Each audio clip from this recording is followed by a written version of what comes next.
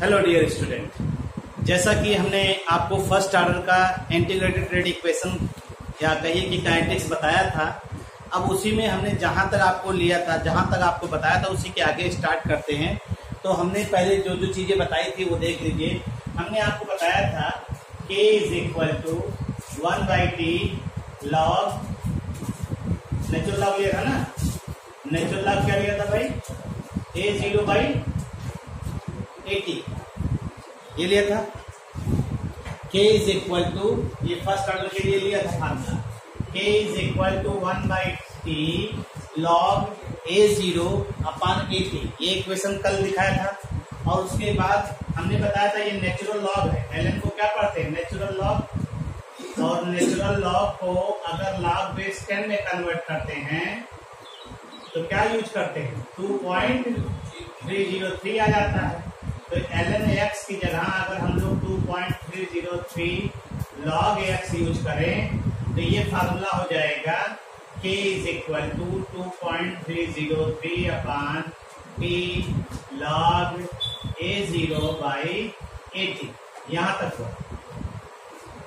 तक हुआ था ये फार्मूला। ये दो फार्मूले आपको बताया, याद है ना? ये दो फार्मूले हमने आपको बता दिए थे, ये वाला और ये वाला। ये दो फार्मूले बता दिए थे, इसी पे शायद रुका हुआ भी था और इसी पे चल भी रहा था ना, यही तो था ना। इसके आगे अब आइए चलते हैं। तो पहले तो देखिए, यहाँ पे अगर इसी को लेते हैं, इसे इक्वेशन नंबर हमने क्या माना था? शायद 5 माना था। क्यों? और इसे 6, इसे 5 और 6 मान लेते हैं। इक्वेशन 5 और 6। अगर हम इक्वेशन 5 को देखें तो अब इसी पे से कई फॉर्म क्रिएट करेंगे, तो उसको छोड़ते हैं। पहले देखिए AT यहाँ है क्या? AT जो है concentration of A after time T। और A0 क्या है? A0 है concentration of A at t equal to 0। k क्या है? रेट कांस्टेंट है। k क्या है? Rate constant. ये सभी चीजें हमने आपको बताई थी, ये सभी चीजें हमने आपको बताई थी। अगर इन्हीं को लेकर हम लोग आगे चले तो इसी पे आइए एक ग्राफ देखते हैं। ग्राफ जो आ रहा है इसी से रिलेटेड, फिर जैसे जैसे ग्राफ आता रहेगा साथ साथ बनाते भी रहेंगे। तो देखिए, जैसे पहला इक्वेशन जैसे ये है log a0/80 और kt, ये पूरा का पूरा इक्वेशन दिया गया है। तो आइए देखते हैं, इसको देखिए फ्रॉम इक्वेशन 5। तो ये है आपका k बराबर 1/t log a0/80, ये फार्मूला ले रहे हैं। इसी इक्वेशन को हम लोग log 80 के टर्म में लिख रहे। देखिए log 80 बराबर माइनस kt, ये फार्मूला आ जाएगा देखो, प्लस log a0। देखो आ रहा है?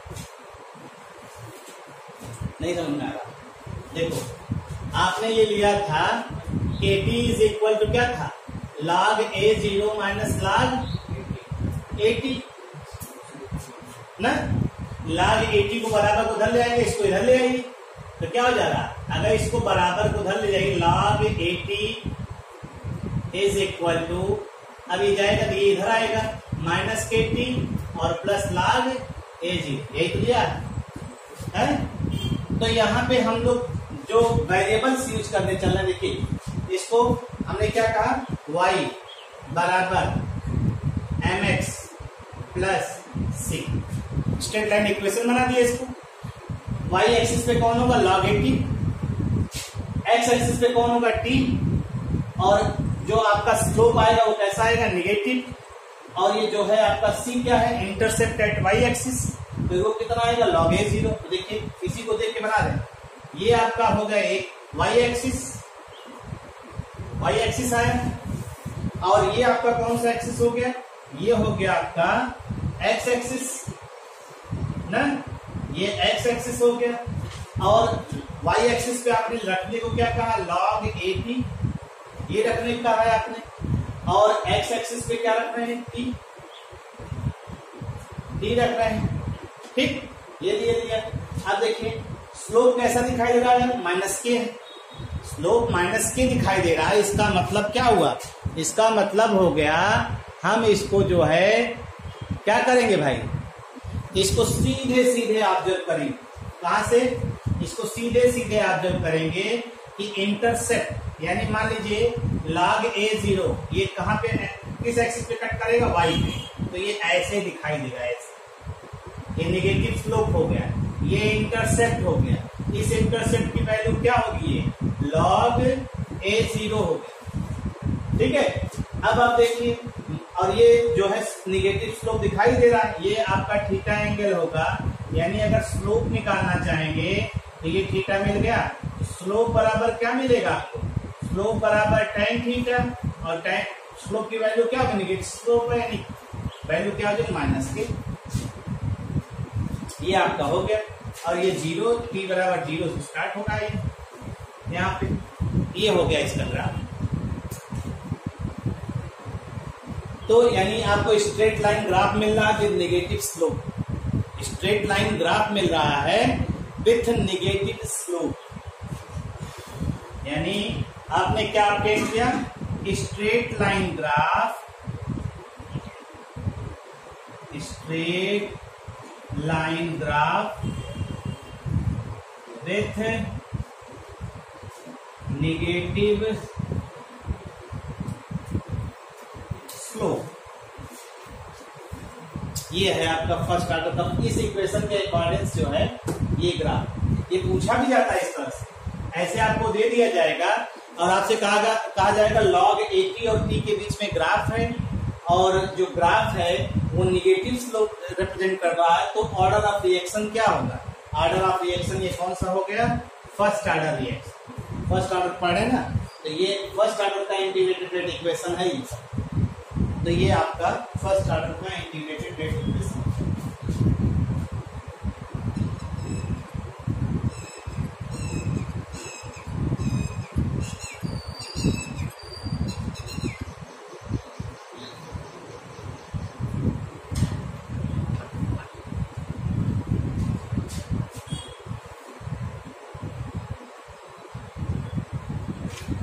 ओके चले,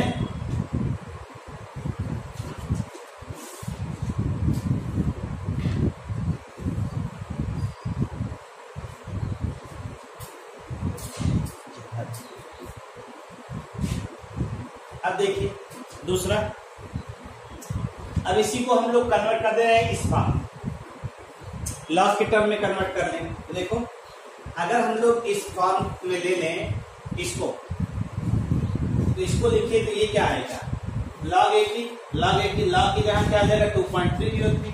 तो अगर इसी को हम लिखें, देखिए ये आ जाएगा log 80 आ जाएगा ना, ये 2.303 भी आएगा, ये बटन चला जाएगा, is equal to minus KT upon 2.303, ये तो आएगा हो, और क्या आएगा प्लस log A0, क्यों log A0 ही तो आएगा भैया, प्लस log A0, ये वाला फार्मूला इस तरह से, ये इसी से देखो, इसी को ले लीजिए, ये आ जाएगा।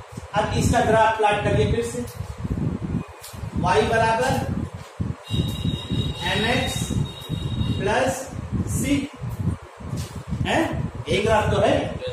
अब इन्होंने क्या किया, इन्होंने ले लिया y एक्सिस पे और x एक्सिस पे t कर दे रहे हैं, आपका ये हो गया, ये log AT हो गया, ये ग्राफ फिर से यही आएगा है, क्योंकि निगेटिव स्लोप आ रहा है ना, माइनस के आ रहा है, निगेटिव स्लोप आएगा, ये इंटरसेप्ट की वैल्यू ये क्या हो जाएगी, log A0 हो जाएगा ना, और ये एंगल फिर से वही चीज थीटा ये बना रहा है, बार बार आप थीटा यूज करेंगे, तो स्लोप बराबर क्या आ जाएगा, स्लोप बराबर tan थीटा, और tan थीटा की वैल्यू अब यहाँ पे क्या हो जाएगी, माइनस के बाई 2.303, ये वैल्यू यहाँ पे हो जाएगी माइनस के अपान 2.303। 2.303 स्लोप की वैल्यू ये हो जाएगी। यानी स्लोप से आप ये वैल्यू कैलकुलेट कर सकते हैं।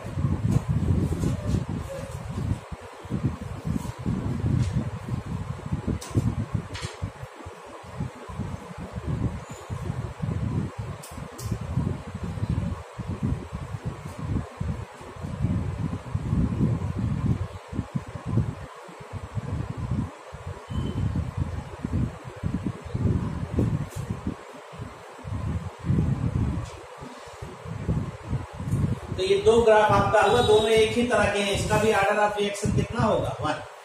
इसका भी ऑर्डर ऑफ रिएक्शन 1 होगा। इसका बस स्लोप की वैल्यू -k/2.303 आ जाएगा और यहाँ -k डायरेक्ट आ जाएगा। बस अंतर यही है, बाकी ग्राफ दोनों एक ही फार्मूले के हैं। ये लॉग बेस 10 में कन्वर्ट कर दिया इसको, तो ये इक्वेशन आया। और लॉग बेस 10 में अगर नेचुरल लॉग में है तो ये इक्वेशन है। तो ग्राफ एक ही जैसा है, ठीक है। लेकिन कभी कभी क्या करते हैं, बस इसी में थोड़ा सा परिवर्तन कर देते हैं, तो आपका जो है दिमाग स्ट्राइक करता नहीं है और उसी में आपसे गड़बड़ी हो जाती है। ठीक है भाई, चलिए हटा इसको, इधर वाला पोर्शन हटा रहे भाई, बीच वाला।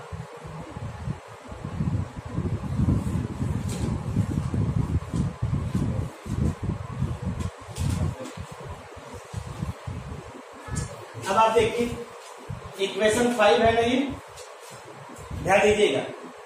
इक्वेशन 5 से फिर से उठा रहे हैं। फ्रॉम इक्वेशन 5 ध्यान दीजिएगा, वो इक्वेशन वो यूज कर रहे हैं। तो KT बराबर क्या हो जाएगा? log A0/AT हो सकता है ना। आपने पढ़ा हो इसी लॉग को अगर इधर ले आए तो क्या हो जाता है? नेचुरल लॉग को अगर इधर ले आते तो क्या हो जाएगा? e की पावर एक्सपोनेंशियल हो जाता है, e की पावर में लिखा जाएगा। अगर इसको इधर ले आएंगे तो मैथमेटिक्स में पढ़ा होगा, e की पावर में इसको KT लिख सकते हैं ऐसे, ठीक है। और इज इक्वल टू A0/AT ऐसे लिख सकते हैं। अगर हम AT को ऊपर कर दे, A0 को नीचे कर दे, तो थोड़ा सा रीअरेंज कर दे, इसको ऊपर कर दीजिए, तो क्या हो जाएगा? AT/A0। कोई अंतर? यहाँ अंतर आया कुछ नहीं? क्या आएगा? e की पावर माइनस हो जाएगा, ठीक। बस ये अंतर है, ठीक। अब आप देखिए AT की वैल्यू भी निकाल रहे हैं। A0 e की पावर KT, ये एक्सपोनेंशियल फॉर्म है। ये कौन सा है? ये exponential form of first order reaction. जैसे आपसे अगर क्वेश्चन पूछा जाए what is the exponential form of first order reaction, तो ये exponential form of first order reaction की अगर हम लोग बात करते हैं तो ये हमारा है exponential form of first order reaction. First order reaction ये है, ठीक है भाई। इसको हम लोग सीधे सीधे आगे हो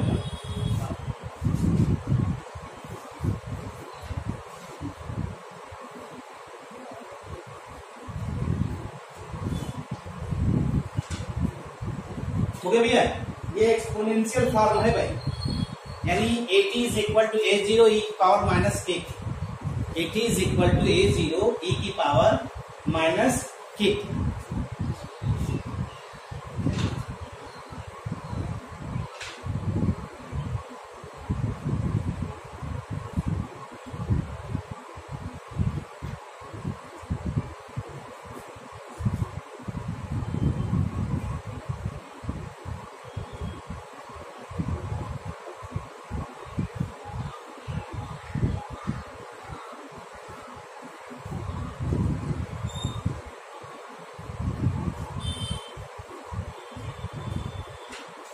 AT क्या बताया था हमने, आपको याद है? Concentration of A left after time T। ये concentration of A left after time T, या concentration of A left after time T। तो एक देखिए, ये सब इक्वेशन आपको याद होने चाहिए। 5 हो गया, 6 हो गया, ये 7 हो गया। जो जो इक्वेशन नंबर आपको दे रहे हैं ये इंपॉर्टेंट इक्वेशन है, ये सब चीजें आपको याद होनी चाहिए। ये फर्स्ट ऑर्डर का इंटीग्रेटेड रेट इक्वेशन जो है, ये सब आपको जरूरी है याद रखना। चले देखिए इसे, आइए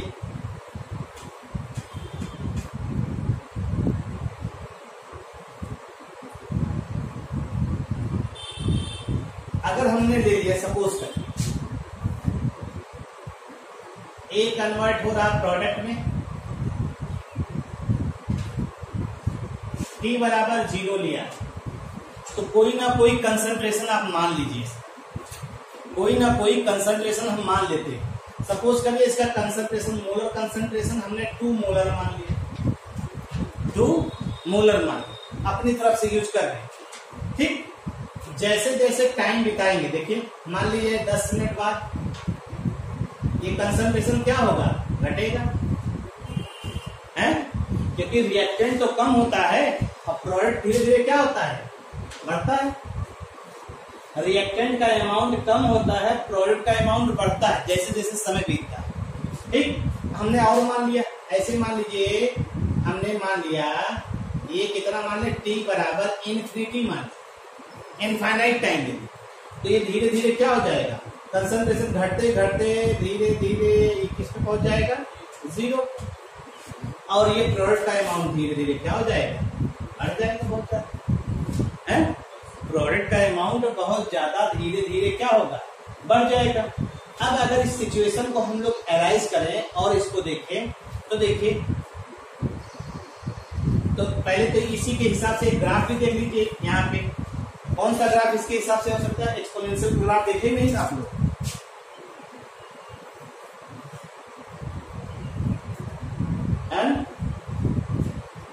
एक तो एक ही ले लीजिए, एक टाइम और एक 80 के बीच में ग्राफ प्लॉट कर लें। इसके हिसाब से जो इसका फर्स्ट ऑर्डर का एक्सपोनेंशियल ग्राफ आएगा कुछ इस तरह से जाएगा, ये एक्सपोनेंशियल है, ठीक है। क्या कह रहा है, reactant exponentially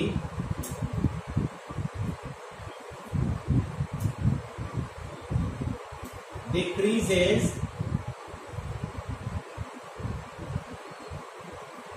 with time। Reactant exponentially, देखिए टी बराबर जब 0 था, बहुत ज्यादा कंसंट्रेशन, धीरे धीरे कंसंट्रेशन जैसे जैसे टाइम बढ़ा रहे हैं, धीरे धीरे कंसंट्रेशन क्या हो रहा है, घट रहा है।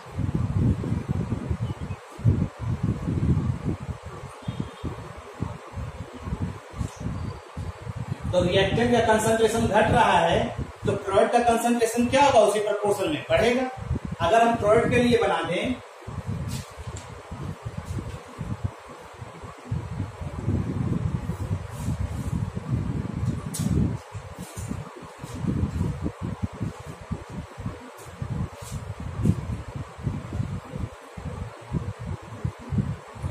अगर यही हम प्रोडक्ट के लिए ले लें, ध्यान दीजिएगा, और टाइम के हिसाब से, तो जैसे यहाँ देखिए रिएक्टेंट का घट रहा है, वैसे प्रोडक्ट का एक्सपोनेंशियली बढ़ेगा, वो ओरिजिन यहाँ से स्टार्ट होगा।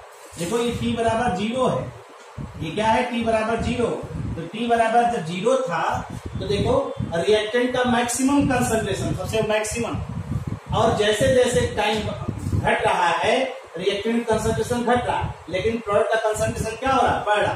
तो जब टी बराबर 0 है, तो प्रोडक्ट का कंसंट्रेशन कितना है, 0। ये देखिए यहाँ शुरू हो रहा है, अब धीरे धीरे ऐसे बढ़ेगा, ऐसे जाकर ये, ठीक। तो ये रिएक्टेंट का घट रहा है और वो प्रोडक्ट का एक्सपोनेंशियली क्या हो रहा है, बढ़ रहा है। ध्यान दीजिएगा टाइम के रिस्पेक्ट, ये प्रोडक्ट के लिए है और ये किसके लिए है, रिएक्टेंट के लिए। ध्यान दीजिए,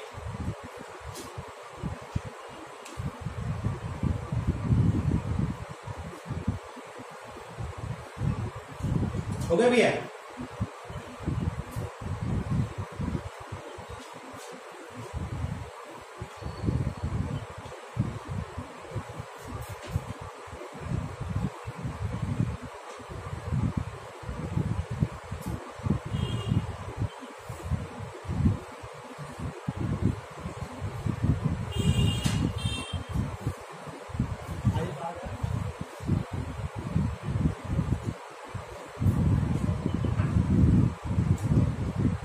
हो गया भैया। आप इस चीज को ध्यान दीजिए, अगर आप ग्राफ के सहारे आप फर्स्ट ऑर्डर जीरो ऑर्डर को दिखाना चाहें तो प्रोडक्ट के रेस्पेक्ट में ये, रिएक्टेंट के रेस्पेक्ट में ये दिखाई दे। ठीक, इस तरह से आपने कम से कम 3 ग्राफ अभी बनाए। क्यों 3 ग्राफ हुआ ना? 3 का है, 1 2 4 हो गया, 4 ग्राफ हो चुके। ठीक है, अब हम लोग चल रहे हैं इसका half life time.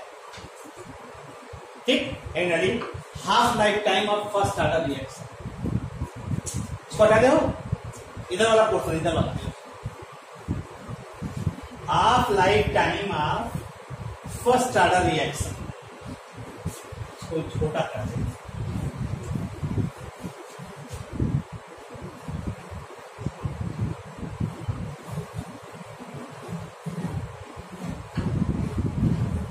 First order reaction, half life time of first order reaction.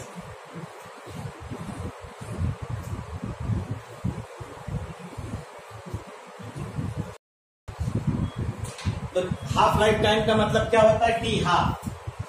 Half life time का मतलब होता है टी हाफ, टी हाफ। और आपको हमने बताया है क्या होता है, जैसे 1 ग्राम है और 1 ग्राम को 0.5 ग्राम होने में, मतलब इनिशियल का 50% होने में जो समय लगेगा उसे हम लोग क्या कहेंगे? Half life time. Half life time, ठीक है, यानी 50% decomposition of 50% decomposition of initial concentration of reactant are called half life time। ठीक है, 50% decomposition of initial concentration of reactant are called half life time। half life time। अगर हम इसी को ले लें, ध्यान दीजिएगा, वी नो दैट क्या होता है, के बराबर 2.303 अपान टी log A0 अपान 80। पढ़ाइए, अभी फार्मूला पढ़ाना है ये। अगर आप ध्यान दीजिए, आपने क्या कहा, टी बराबर टी का बेस हाफ ले लीजिए, टी बराबर टी का बेस हाफ यूज कर लीजिए, है हाफ टी कर लीजिए, मतलब हाफ लाइफ टाइम। और 80 की वैल्यू जो है A0/2।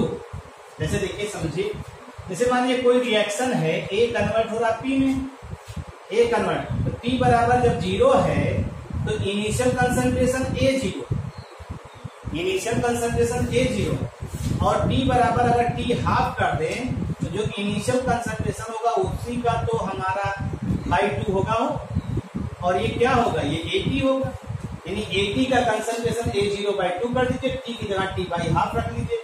अब इसी वैल्यू को उठा के रख दीजिए ऊपर वाला, put these value in error equation. Equation ये 5 था ना, इक्वेशन 6 नंबर दिया था ना इसको, तो बस रख दीजिए, अपने आप आ जाएगा। देखिए फार्मूला, तो के बराबर क्या आएगा हो, 2.303 अपान टी, टी की जगह क्या रखेंगे, टी का बेस हाफ, और लॉग A0, नीचे A0/2, ऊपर 2 आ जाएगा, A0 कैंसिल, log 2 की वैल्यू कितनी होती है, 0.3010। ठीक है, तो ये आपका फार्मूला हो जाएगा। देखो, K is equal to 2.303 upon T का बेस हाफ, T/2 ना करिए, टी का बेस हाफ लिखा है, इंटू log 2। log 2 की वैल्यू कितनी होती है, ये वैल्यू आपको याद भी होनी चाहिए। है? अब ये वैल्यू इसका मल्टीप्लाई फिक्स है, जान लीजिए 0.693। ऐसा नहीं हमारा दिमाग बहुत तेज चल रहा है, ये वैल्यू फिक्स है इसलिए हमें याद है। ठीक है, नहीं हम कैलकुलेशन करते तभी टाइम लगता है। हाँ, मैं तुम लोग सोचो कितनी जल्दी कैलकुलेट करके लिख दिए हैं। ऐसा नहीं कि हमारा दिमाग बहुत तेज चलता है और कैलकुलेशन हम तुरंत फास्ट कर देते हैं।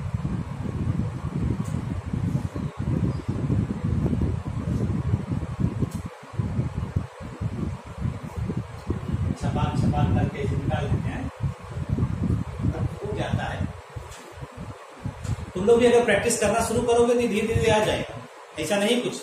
अब देखो गौर से देखिए, गौर से देखोगे कि कुछ देर बाद देखोगे, गौर से देखोगे ना, इसको देखो यार, ये गौर से देखिए, टी का बेस हाफ, इसको ऐसे भी लिख सकते हैं मेरे लाल। अब इसको देख के आगे बताइए ये क्या है?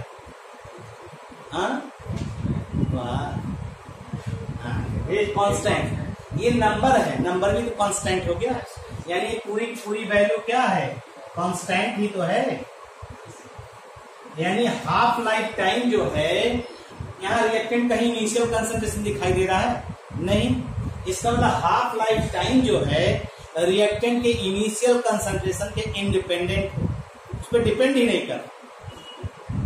तो हाफ लाइफ टाइम जो है टाइम के हिसाब से, यानी कंसंट्रेशन अगर चेंज कर रहे हैं रिएक्टेंट का तो उसमें कोई अंतर नहीं है, वो वैल्यू कांस्टेंट है, एक वैल्यू बिल्कुल फिक्स वैल्यू आएगी। जैसे अगर हम लोग ग्राफ प्लॉट करते हैं तो ये कांस्टेंट वैल्यू आएगी। अगर आपका जो है कंसंट्रेशन दिखा रहे हैं, हाफ लाइफ और कंसंट्रेशन के बीच में ग्राफ प्लॉट कर रहे हैं, तो ये ऐसे है, एक कांस्टेंट वैल्यू है, चाहे कंसंट्रेशन कितना भी बढ़ा दीजिए। अभी ग्राफ बना के दिखाएंगे, पहले इतना लिख लीजिए। Hence, on the basis of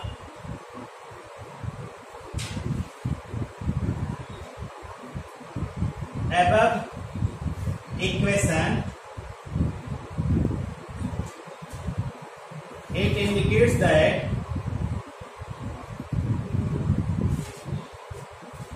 half lifetime of first order reaction, half life time of first order reaction is independent of initial concentration of reactant,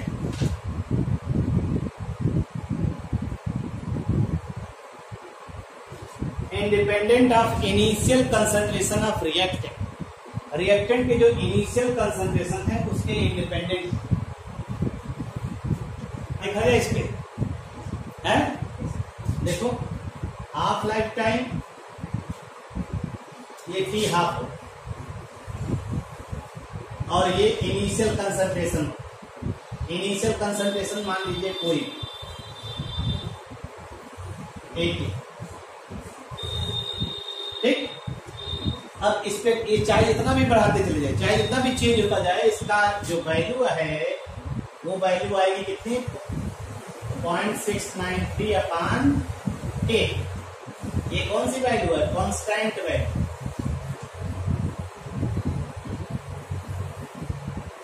इसमें कोई चेंज आपको दिखाई नहीं देगा, इसमें कोई चेंज आपको दिखाई नहीं देगा, ये ध्यान दीजिए,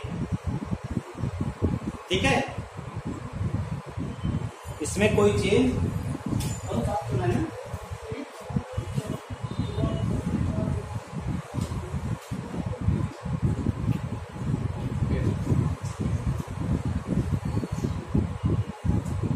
क्या कर रहे हो?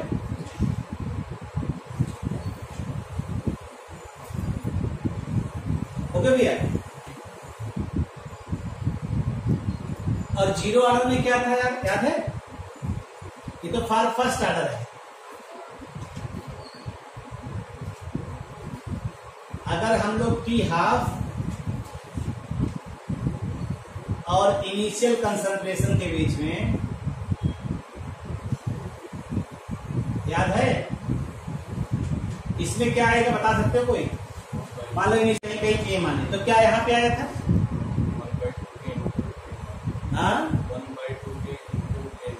1/2 यानी डायरेक्टली प्रोपोर्शनल 1/2 के तो कांस्टेंट हो गया, तो यहाँ पे ये आया है, ये जीरो ऑर्डर का हो गया। देखो दोनों के बीच में ये जीरो ऑर्डर रिएक्शन का हो गया, अंतर दोनों में देख लीजिए। ये फर्स्ट ऑर्डर का, ये जीरो ऑर्डर का रिएक्शन। जैसे देखिए ए कन्वर्ट हो रहा है प्रोडक्ट में, ठीक, टी बराबर जीरो है, तो आपने इसको कितना लिया है, ए जीरो, और ये जीरो है, ठीक। अब धीरे धीरे ये क्या होगा, घटेगा, टी बराबर क्या लेंगे, इंफिनिटी, तब ये किस पे पहुंचेगा, जीरो पे, है, ये जीरो पे आएगा। अब आप देखिए, we know that AT is equal to, यही वाला फॉर्मूला यूज करने, K is equal to 1/T log A0 by AT। देखो कितना आएगा,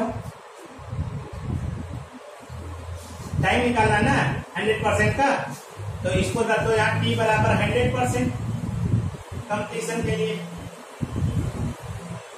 तो T 100% कंप्लीशन के लिए बराबर 1/K log A0, और जब इनफाइनाइट होगा तो ये 80 का कंसंट्रेशन हो जाएगा, 80 कितना हो जाएगा, जीरो। जब ये इनफाइनाइट हो जाएगा तो जीरो हो जाएगा, जीरो कंसंट्रेशन 80, ये कितनी वैल्यू आ जाएगी, जीरो से डिवाइड कर तो क्या आता है, इनफाइनाइट है, तो इसका मतलब है ये वैल्यू कितनी आ रही है, इनफाइनाइट। इसका मतलब है फर्स्ट ऑर्डर रिएक्शन कभी भी जो है 100% कंप्लीट होता ही, ठीक है। फर्स्ट ऑर्डर रिएक्शन थ्योरेटिकली हम लोग कह सकते हैं, hence theoretically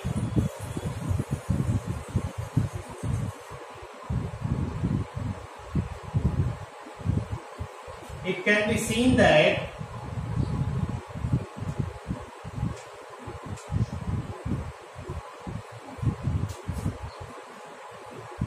first order reaction do not go for completion, do not go for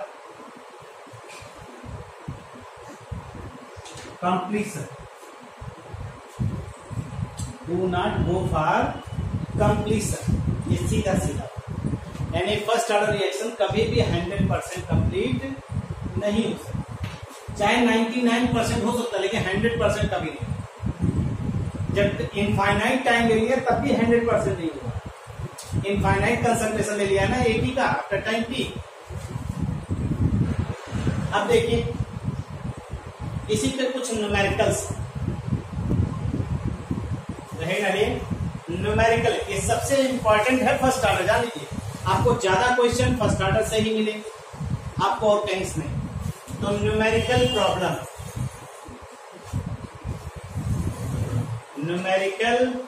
problem of first order reaction,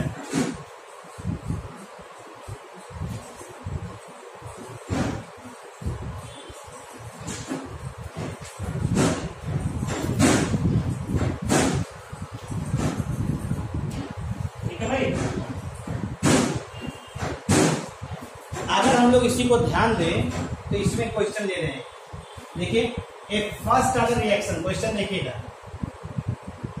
A first order reaction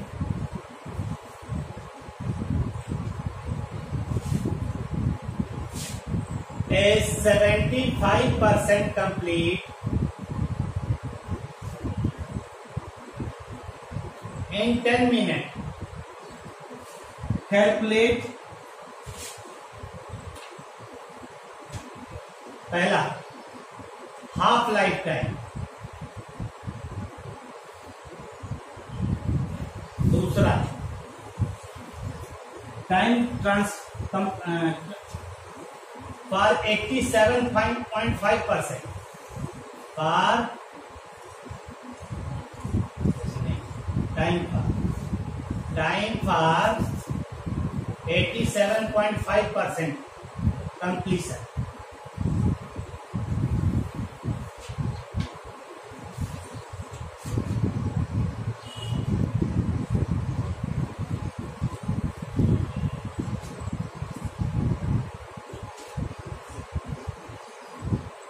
question दिया गया। क्वेश्चन में दिया क्या गया, कुछ आइडिया है? फर्स्ट ऑर्डर रिएक्शन दिया गया है, पहली चीज 75% कंप्लीट होने का टाइम दिया गया 10 मिनट। तो इससे क्या निकालेंगे? के। इससे क्या निकालेंगे?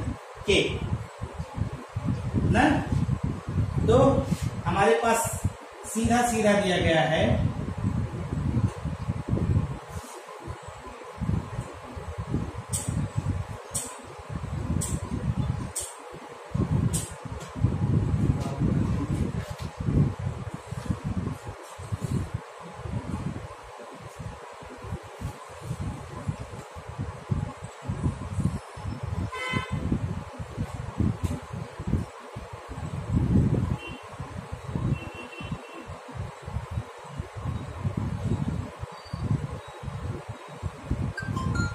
चलो फिर निकालना पड़ेगा तो टाइम लगेगा।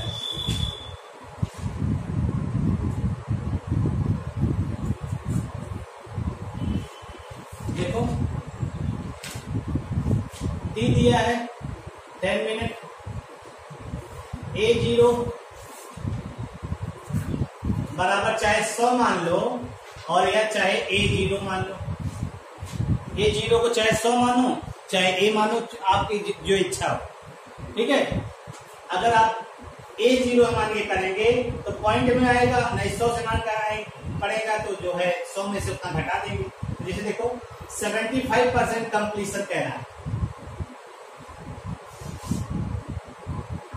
ना, तो इसके लिए हमें K निकालना है। तो 80 की वैल्यू जानते हैं क्या हो जाएगा? 100 माइनस 75, जितना परसेंटेज दिया रहेगा उतना घटा देंगे। हमारा 80 क्या है? Concentration of A left after time T. 75 तो कंप्लीट हो गया है ना, तो बचा कितना? 25। बस सब कुछ तो हो गया, तो आप रख लीजिए। तो के बराबर के बराबर निकालना है। के बराबर 2.303 अपान टी लॉग A0 अपान 80। तो ये हो जाएगा 2.303 अपान टी 10 दिया है, लॉग A0 कितना हो जाएगा? 100 और बटे 25 ना। के यही तो है। के बराबर होता क्या है? हाफ लाइफ टाइम निकालना है ना। के बराबर क्या होता है? देखो के बराबर हम लोग पढ़े 0.693 अपान टी हाफ, पढ़ा है ना। डायरेक्ट उठा लाते इसी को डायरेक्ट उठा लाते, देखिए कितना आसानी से लग जाएगा। उसको उठा के यहाँ रख सकते हैं ना, है फर्स्ट ऑर्डर का है। तो 0.693 अपान टी का बेस हाफ इक्वल टू 2.303 अपान 10, और ये क्या बच जाएगा? लाख कितना? 25 चौका 100 ना, लाख 4 को हम कितना लिख सकते हैं? 2 लाख 2 लिख सकते हैं ना। 4 का मतलब क्या होगा? 2 लाख 2 है। लाख 2 की वैल्यू भी कितना बताया था? 0.3010। तो आप इसको लिख सकते। मैथ के हो सब लोग ना भैया, है कोई दिक्कत तो नहीं है? नहीं आप बक रहे हैं हम। हाँ 2 लाख 2 कर दिया इसको। अब आप देखिए, आप इसको सॉल्व किया, भी गुणा किया था, कहीं पे गुणा किया था? किसके साथ? नहीं याद है, छोड़ो। नहीं याद है तब भी छोड़ो, अभी कैलकुलेशन ना कर। टी का बेस था 2.303, अब देखो ध्यान से 10 और इंटू 2, लाख 2 की वैल्यू 0.3010 ना। इनका गुणा ये है, कट कर दिए। देखो ये 2 पंचे 10, तो टी हाफ की वैल्यू कितनी आ गई?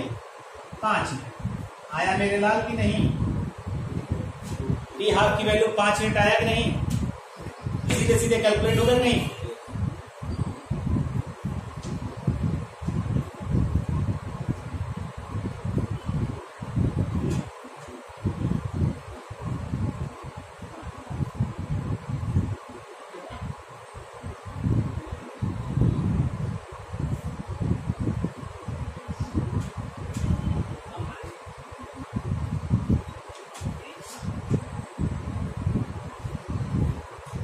इसको निकालना है।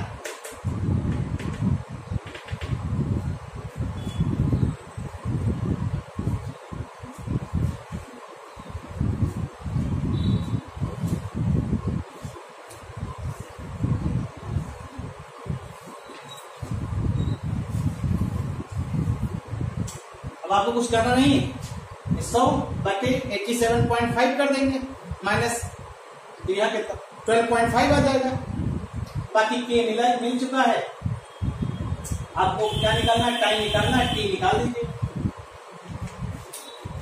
लिख दें क्या है, 80 बराबर क्या आ जाएगा, 87.5 कह रहे हैं ना, 87.5, तो ये आ जाएगा 12.5, हो गया 12.5 हो जाएगा ना।